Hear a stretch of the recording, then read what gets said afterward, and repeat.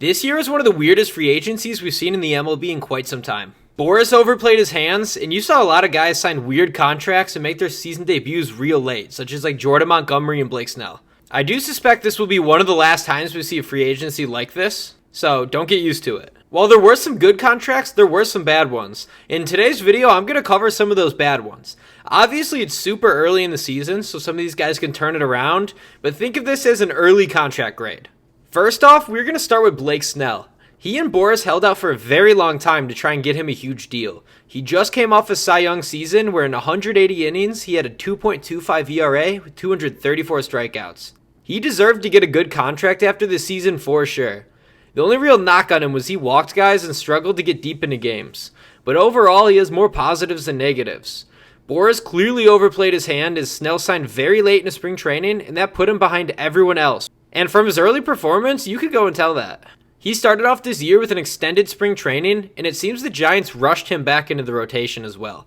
In 3 games, he pitched 11.2 innings and allowed 15 earned runs with a 11.57 ERA. He has now landed on the 15-day injured list due to an adductor strain. I've had a lot of problems with how Blake Snell was handled.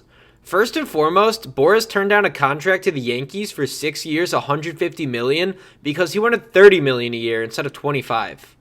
Talks lost steam with everyone else, and he was forced to sign a 2-year deal for $62 million with the Giants, and that includes an opt-out. So there is no security, which they kind of wanted. He started spring training super late and talked about how he didn't have his best stuff and feel. After that, he had an extended spring training while the season started. The Giants knew he didn't have his best stuff and feel and rushed him into the rotation, which ultimately led to a poor start and injury. I'm just hoping in the end they really don't screw Snell over, but so far this has been a bad contract. Next up, I have Jeimer Candelario on the Reds. He signed for a 3-year, $45 million deal, which seems to be a larger contract by the Reds standard.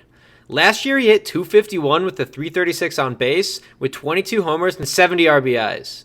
He had a great season, and the contract seemed like a good one for a team with a young core. He is not looking good right now as he's hitting .188 with a .278 on base percentage and 69 at-bats. His baseball savant is very telling of his early struggles. Batting, he's in the 50th percentile in walks, 44th in sweet spot, and 30th or below in every single other category. It is not good. His fielding isn't very good either, which means he's providing almost no value.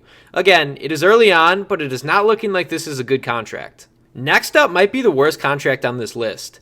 The Houston Astros gave Josh Hader a 5-year contract worth $95 million so he can close out games. I'm not a big fan of giving relief pitchers massive contracts just because of the minimal usage, but I do agree with paying them, of course. But Hader early on is not helping this case. Last year, he was lights out with a 1.28 ERA and 32 saves. He also has a track record of being an elite closer, so I understand the Astros wanting to pay him. The one positive is Hader is 2 for 3 on save opportunities. The negative so far is he has an 8.32 ERA and 9.2 innings over 11 games. He also generated 2 losses over this span. In the big old year of 2024, wins and losses don't hold much weight for pitchers, but I do think they tell a story when it comes to bullpen arms, especially with those losses. I say this because a loss for a bullpen arm clearly indicates you went into the game with a tie or a lead and you blew it. So, something to look at, but I guess doesn't hold the weight, like I said. I think Hader gets back on track and reverts to that elite closer he's always been, and his savant page looks phenomenal. But I can't deny that early on this contract looks horrible.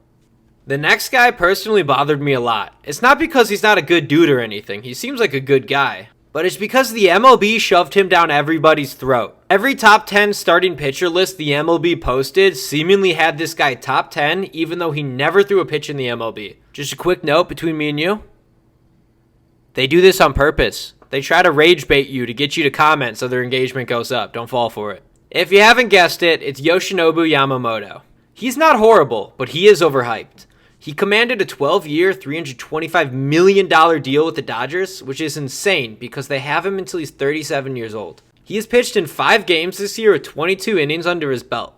He's averaging about 4 innings an outing, just a little over. In this span, he's allowed 12 runs, and 11 of those were earned, and he has a 4.5 ERA. I think he'll be a solid 3.5 to 4 ERA guy, but not the ace the MLB tried to peddle to us. He's not even the best pitcher from Japan to sign this offseason. That belongs to Shota Imanaga. He is a certified dog. But I have to say, this is not a good contract because of his mid-performance as well as the long term. It's just way too long of a contract for a guy who's 25.